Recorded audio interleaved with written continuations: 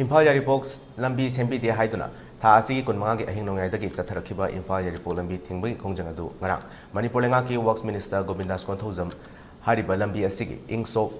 2022 to 2023 ge Central Road Infrastructure Fund gi makhada lupa crore marfu ga mapan ga lak marfu drasang na semgalakani haina thajaba pirakpatagi All Kongba Road United Club Organization AKRUC ona changsilamba lambi thingbai khongjang adu matam kharagi oina hangdokre lambi tingbagi khongjang hangdokhibaga mari lenana ngarang kongba ketri lekai da leba Youth Guidance Club ta pangthokiba AKRUC gi mifamada AKRUC gi convener Lenin Hoirom na hai Imphal Yaripok lambi sembi dabagi mayokta club tarani pangi apun balup ama oiriba AKRUC ona changsilakiba matam kaktaba lambi tingbagi khongjang adu Works Minister Gobindas Konthojam na yamna lumna lorami loinana lambi asi ing kumja lisingani ga konigani thoi kulhumdoi gi Central Road Infrastructure Fund gi makhada lupa crore marfu mapan ga lak marfudra sangna semga sagatna ba hapire haina thajba pirakle masigi damak Yaripok lambi gi na yekta kundari ba miyam sing club maira paibi singi mot sendra minister bu thagat pa phongdoke adumapu karigumba circle asibu puriba Works Department ki engineer amadi contractor sing yauna minister na pirakle ba thajaba sing asi thabak ta pangthorak chabadi AKRUC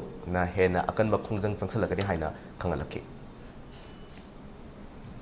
Hojiki athubagi oina temporary measure oina lambi si chatpe yanana bagi damakta laiba koi yumjagesa numisidagi koi athubagi oina chatpe yanana ba semba soidana tusu hawalage haidana thajaba bibire loidana koi hairi busing si thabakta soidana doppirakani haiba kogi saitiga se pathajaba thamjari adu musida natana koi karigumba haibirei busing si thabakta onthoraktaba haibi takpiriba matam sing asi thabak onthoraktaba targadi koi masigi tarakpa tung tarakpa dasu hena koi jingasi janjanjari ba banje sidegi hena kanba koi khongjang janjanjarakani kaigumba pangtho haibirei busing asi thabak onthoraktaba thogani